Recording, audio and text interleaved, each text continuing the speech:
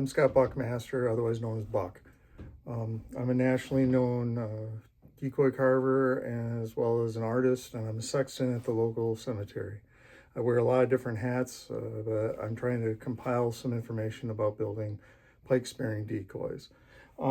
Today's little journey is going to take us down through this little toolbox that I have, as well as another one. I'm just going to kind of go over some of the tools that I have found to be very useful to have around when you start to do this process. So just some little tips and tricks and things that you might be able to use today. So thank you very much again for coming to join me today, and I hope you learned something.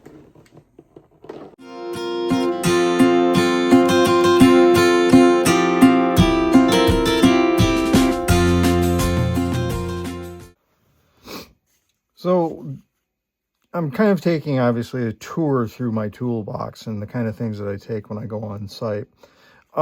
This is off of that first shelf that I had. There's a lot of other things there too, but a lot of scrappy things, kind of like Q-tips. I usually have some of those up in there. But these are some of the things that I use quite often. I obviously, in it, will have quite a large selection of different types of pencils.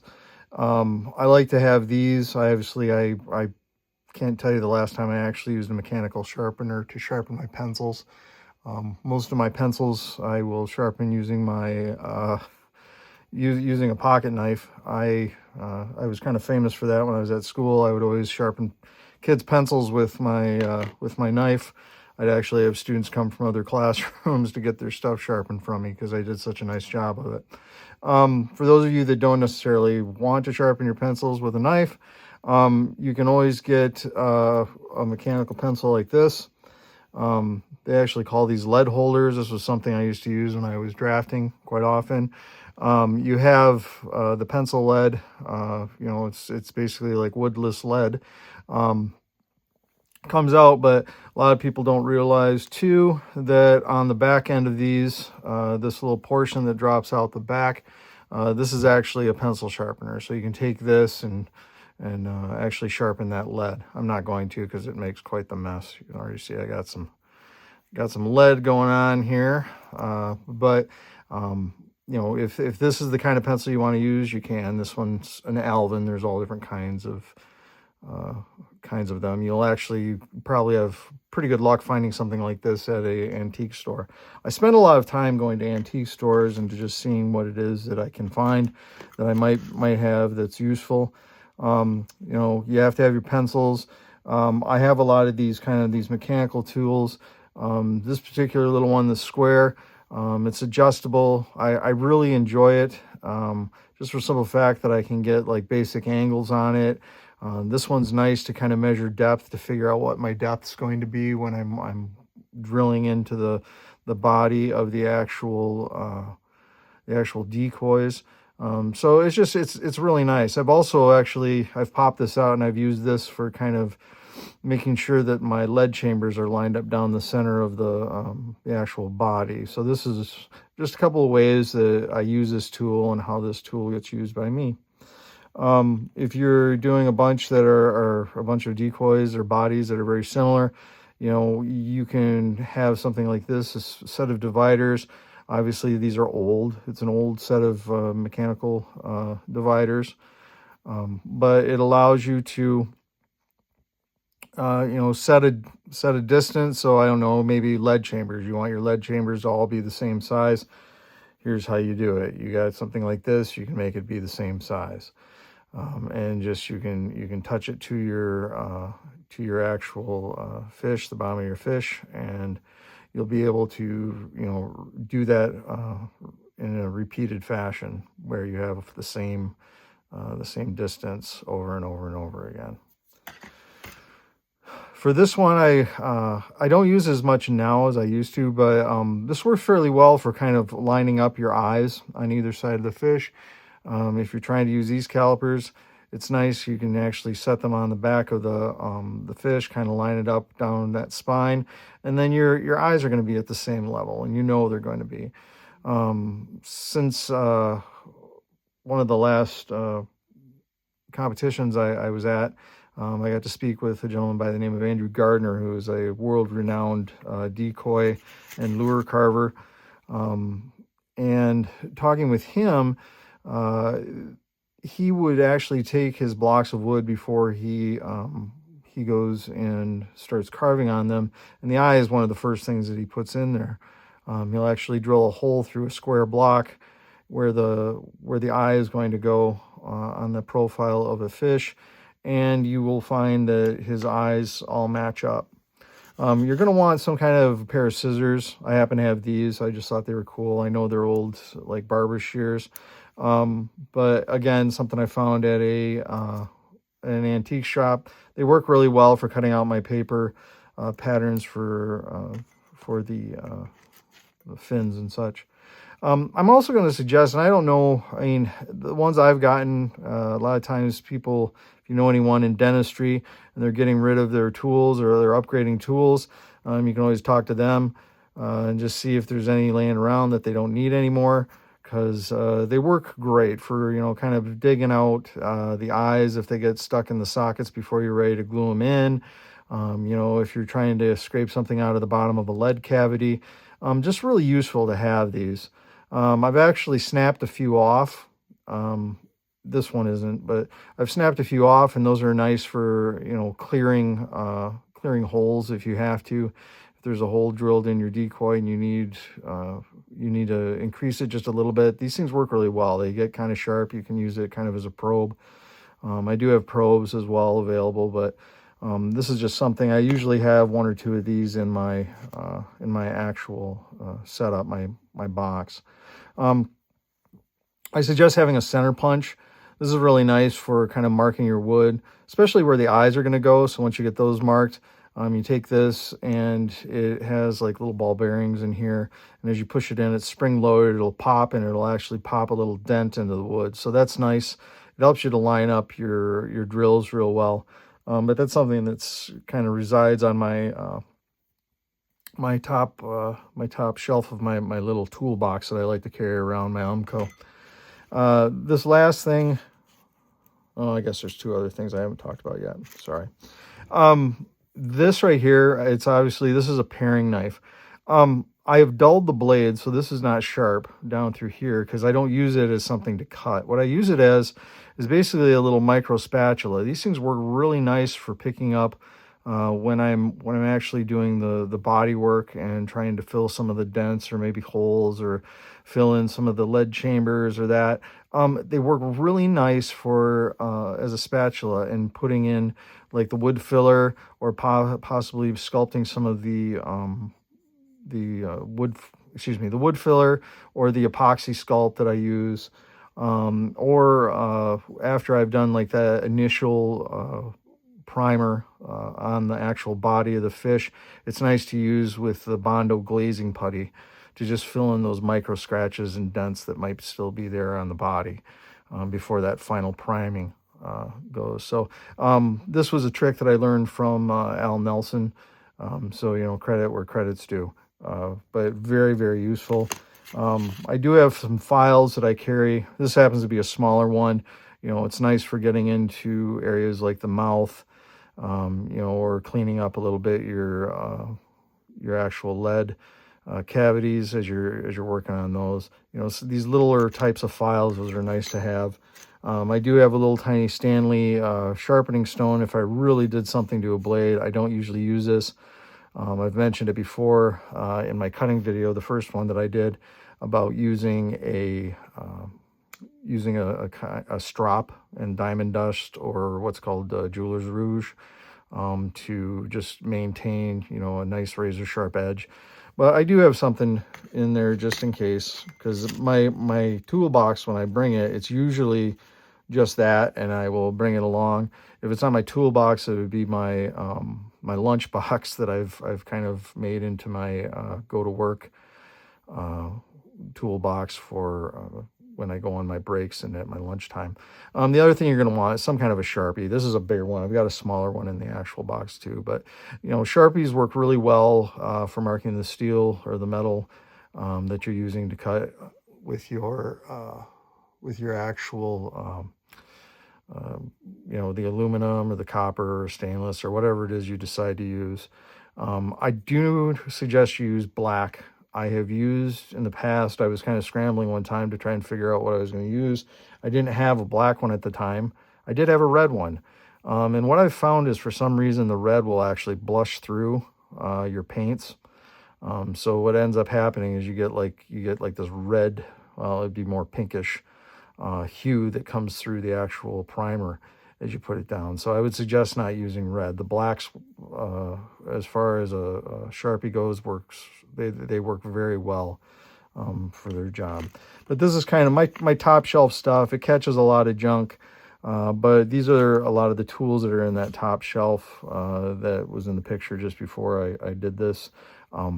These are kind of the highlights of that little shelf on my toolbox.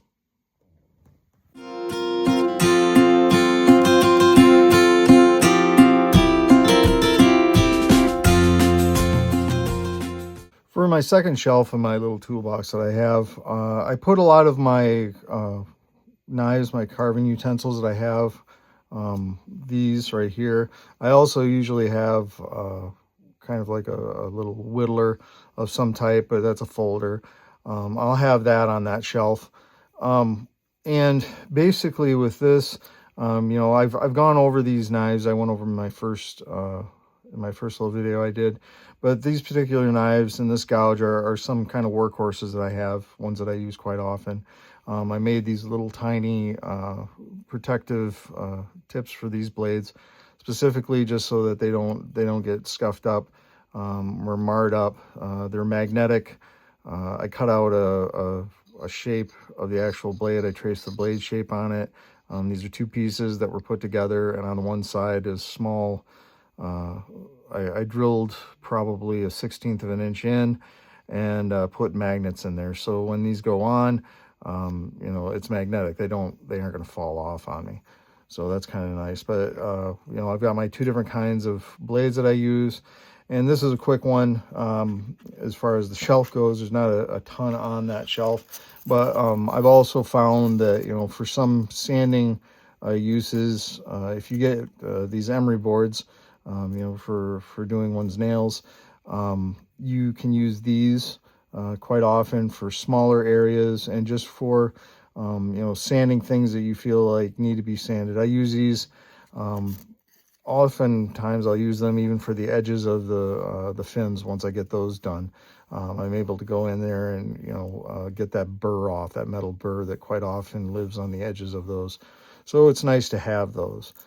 So I've got a selection of those. And then I also typically have, you know, some kind of a selection of sandpaper that's on my, or in my box there, just so that I'm able to, you know, sand down that outer body and make it smooth. You know, it's the difference between, you know, having this rough surface on a fish, you know, and then coming back and you take all the different grits and you get this really nice smooth presentation. And this is what you're going for. You know, if you're going to do something, make it done right and do a nice job on it. Make sure that things are going to get filled in correctly and that it's just going to, you know, be something that you're going to be proud of and that people will be proud of in the future.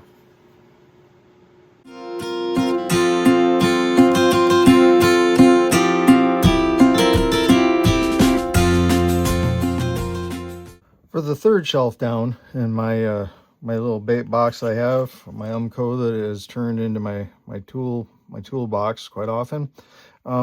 With that one, I have probably the main thing is my my stropping board that I made. And I've mentioned this before in a couple of my videos and in my lives, but this is just, it was a scrap piece of wood.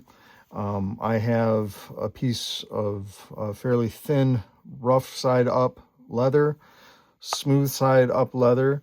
These two little rubber pieces I have on there just to help me hold on to it when I'm actually stropping the blades. But I use this quite often when I'm actually getting after the carvings, just for the simple fact that you are dulling the blade, you know, to a certain degree.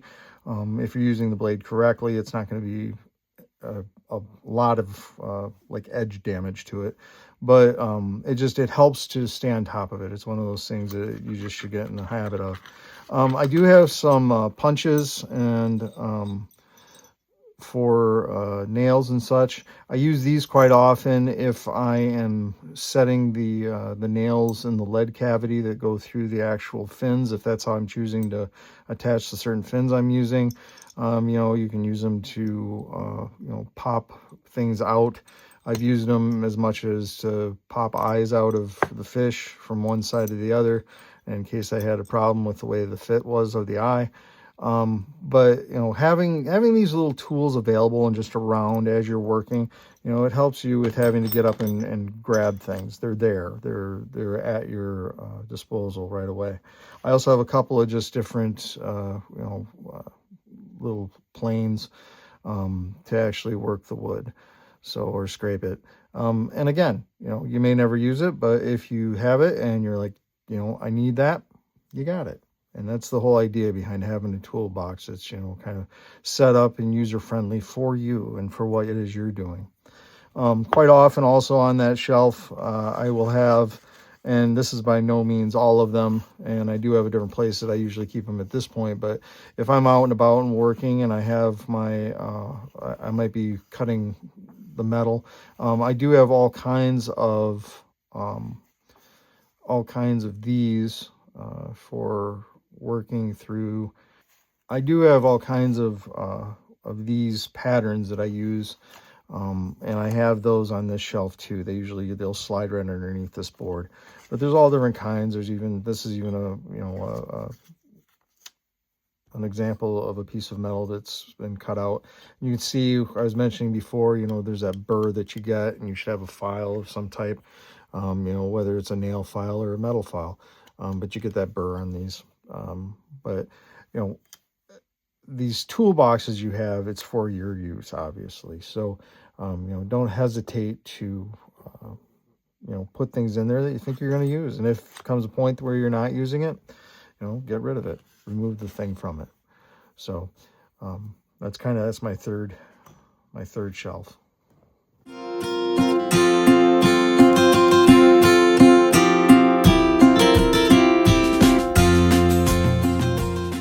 The bottom portion of my my toolbox, it's kind of a catch-all, obviously, but it's for my bigger tools, the ones that I'm going to be using quite often, or I'm going to need when I'm out and about, when I'm working on doing decoys. Quite often I'll have basically my number one knife is this Hell 9, which I've really enjoyed. This was a gift from my father-in-law, and I've really enjoyed having that. I do have also, a set of some type of vice grips. So I've got that. I've got another set of shears here, of scissors that get used for cutting, basically my my patterns for the fish out of paper, if that's what I need. I have these WIS titanium coated metal snips. I purchased these again with from the recommendation of a friend of mine, Andrew Gardner. He suggested these. I got them, and they've made work of the thicker copper that I've been using as of late. So it's a nice set. I also have this other set of WIS snips, excuse me. This particular set, I have, it's another set that I have if I need a little bit more leverage. These tend I think to cut a little bit harder than these, though. These have like serrated edges, whereas these serrations don't necessarily go quite like these. I do have a nice old Irwin screwdriver that I quite often use when I'm doing things. I use that to scrape out the lead cavity, or I may need it to pull something out push something in, possibly like if I've done the split technique with the fins, to actually put the fins in and split the metal so that I have to bend it up, the little tabs that are created up and down in the lead cavity. This is a nice tool to do that. I suggest getting a little anvil, something like this. The reason for having a small anvil is when you're doing the actual fins out of whatever metal it is you're using, the cutting process quite often will curl or bend the metal a little bit. You can actually use this, and I use a ball peen hammer. I've got a couple different sizes of ball peen hammers, but you can use those to actually kind of flatten those out. I've also used them to flatten out. I have been using, and I have found that these work fairly well for fins. I use these salmon spoons. And these salmon spoons, obviously, they're curved, but I'm able to come in and I can, using this, I can hammer them flat. And then I have the flat. I can trim off the one end to get rid of the hole. And then when this goes into the lead cavity, I already have a hole drilled for myself to actually put a brad through. So that's a nice kind of thing to use for the fins. I'll be talking about that this evening in my next little live that I do. I also have what is called a Yankee drill. This has different types of drills in it, different sizes. So it's nice to have. It's an old tool, but it allows you to have an actual drill that you can use to make holes, to help to kind of start some of your lead cavities and things like that. And to have something that's portable like this, doesn't need electricity, is really nice. So this is an older one from Miller Falls, but it's a good tool to have. I was mentioning the two ball peen hammers I have. I've got two different sizes.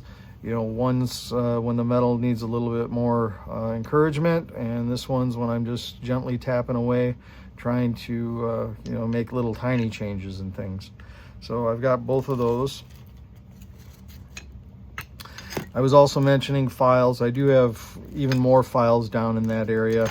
There's a couple more, I think, in there too. I'm just bringing out kind of a smattering of things that are down in that portion of my work toolbox. This is obviously a blade, a saw blade, just for small things if you need to saw them. It works really well, just to have something like this. So I've just taped it. This is nothing that's hard to have, but I've found that useful. I do have a 1/4 inch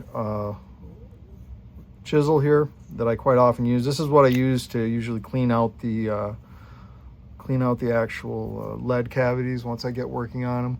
So very useful to have. I suggest you have some type of a chisel that you're going to be able to use to clean those out.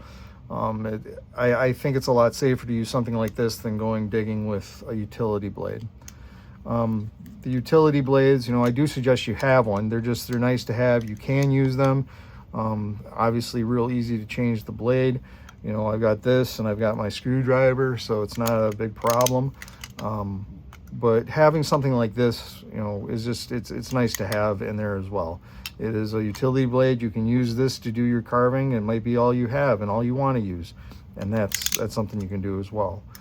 I have collected a couple of planes. I do like these planes when I'm starting. I will take the fish as I'm going.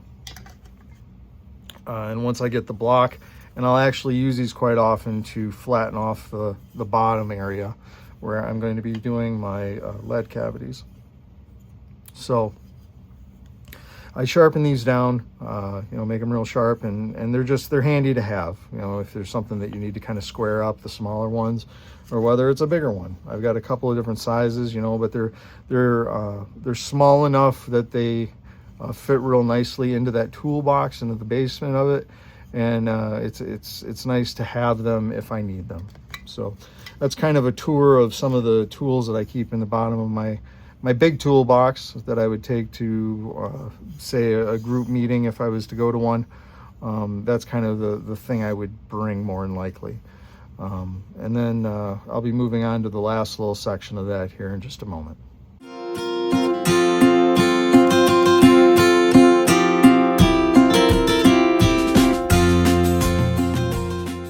In the small little area in the bottom of my my toolbox that was a bait box at one time, I use that area for hauling around a lot of these little pill bottles. As you get older, you'll understand you get older, you start having to start take some meds maybe, and there's a lot of these available. You know, if you have somebody that you know that's taking a lot of meds, these are handy to have. It's really easy to use them and to actually make them, you know, fit your toolbox and hold on to things. But in that that area, I'll keep this plastic wood filler. This stuff works really well. I use this quite often to cover up the lead chamber cavities that I'm making. You know, once the lead's in it and everything's buttoned up the way it needs to be in there, I use this to put over it, and I can use, if you'll remember, something like that paring knife that I had dulled down as a little spatula. I'll use that, and I can pat this into the openings and make it look like a very, you know, nice, smooth, finished piece. After all of the painting occurs, you know, in the primering, of the fish, this is what I usually use to fill in. They'd be like the micro scrapes and scratches, just to make sure that I've got a nice even surface, you know, before the final layer of before that final layer goes on for the actual primer. So this is what I usually use to do that, and I'll use the little paring knife as well, just to kind of, you know, spread the stuff out. As far as what I have in some of these containers, I do have some different sized tacks. I use those, and I have used those for eyes, but there's all different sizes and types. You know, in the Cadillac Style, quite often Oscar Peterson was using you know, all different kinds of tacks as eyes. He would paint those for the fish. I also, in that grouping, I have available different kinds of nails. These nails right here are the ones that I usually use typically to put in the lead cavities. When the fin goes in to the lead cavity, it's nice to have some kind of nail to drop in there, and the heads of these particular brads are just big enough to not go through that hole. So I can line up both holes. That'll go through it, nail it into the bottom of the lead cavity. Lead gets poured in, that thing's never coming out. So that's kind of the hope with that. You know, there will be super glue that'll get used too in the slices that are made to accept the actual fins, but that's why I have those particular nails. And there are other nails too that I have. These are just some smaller brads, you know, and I have them available. Just there might be some reason that I need to use it. I use these quite often to pin in the actual fins if I have to, if they require a pin. I'll use this little tiny brad. They're really small. They cut fairly easy. In the last portion of this video, I went over those snips that I had. Those snips will lop those right off, and then I'll take usually like my little Dremel tool, my Ryobi Dremel tool, and I can grind down the pin just a little bit, but that'll slide into the hole that's created by that, and it will lock your fins in place. So that's why I use those. That's why I have those in that area. And I've got these, you know, for the same reason, just a little bit different. These are actually the ones that you would use like for paneling, for like glue-on paneling. Those of you who grew up in the 70s and had a basement, you probably know what I'm talking about. But you know, it has all the ridges, and it really they bite pretty well. But you can use these either in the cavity for the fins if you're making your own fins and making a drill hole, and that's how you're choosing to actually put those into it. Or you know, you could use these also for the actual the fins, like the dorsal fins, to keep those in if you so choose. So just different types. I also, in that little area, I keep I keep glue. I have Gorilla Glue, and then I usually have some super glue of some type in there. I don't know. I've found that Harbor Freight has some pretty good. Their glue is good, but it's you know, inexpensive, and you're able to use it to seal up your fins, get those all locked in place, at least to help until you get your lead in. So, and then you can, once you get your paint and everything finished off, you know, your fish is looking good. I do have one little other piece here. I have this little box. I love these little kinds of containers. I'm a container guy. But whenever I'm out cutting metal, I usually have this little thing around so I can put the little scraps in there, because a lot of times, you know, if I'm doing a smaller fish, I mean, that right there is one of the fins for the back. So I don't like to waste a lot of things. Probably thank my grandparents who grew up in the Depression for that one. But I quite often will save that stuff, and that's a good place to keep it. So this is kind of that one little area in the end of my toolbox, my toolbox that I have for when I go to places and I'm actually carving, typically with a group. But you know, when I'm out and about and I need a little bit more tools than I typically would, this is what I bring. Plus, I'm able to share all this information, you know, at the time with people that might be interested in getting involved with carving spearing decoys.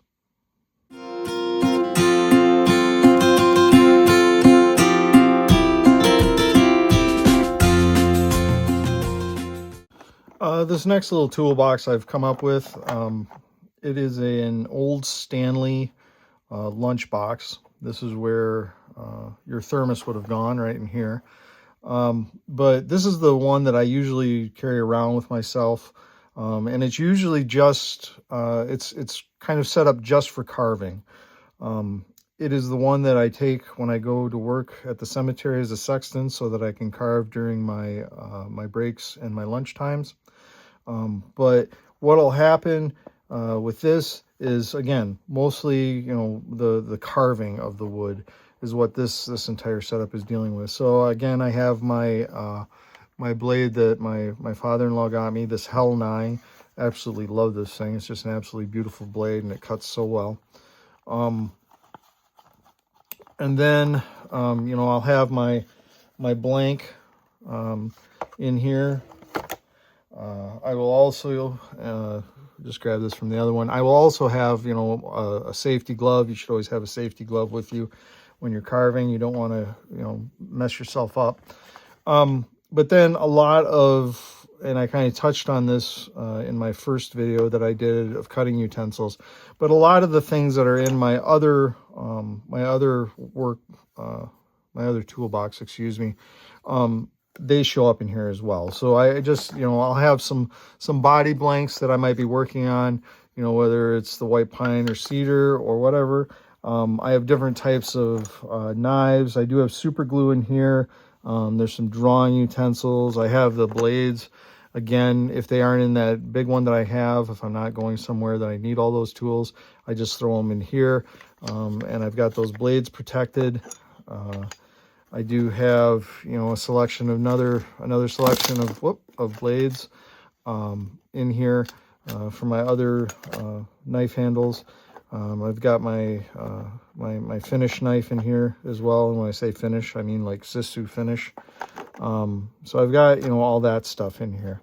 But this is the one that's kind of my travel box. This is one I'll throw in the back of my truck to have if I've got to wait in line, or, you know, wait somewhere for a while, and I'll just find a nice comfortable place to sit, and I can sit down and I can carve. No matter where it is.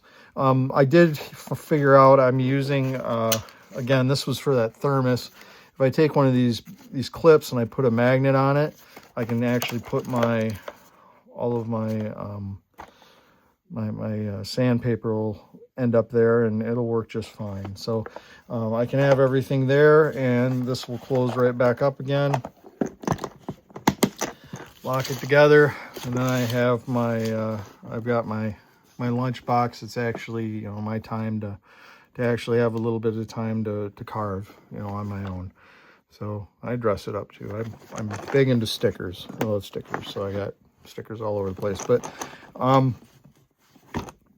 as far as tools go, and kind of just the hand tools, those manual hand tools, the ones I went over with this box, as well as the other box, my Umco, those are my, you know, my go-to tools. Those are the tools that I need when I'm doing this job.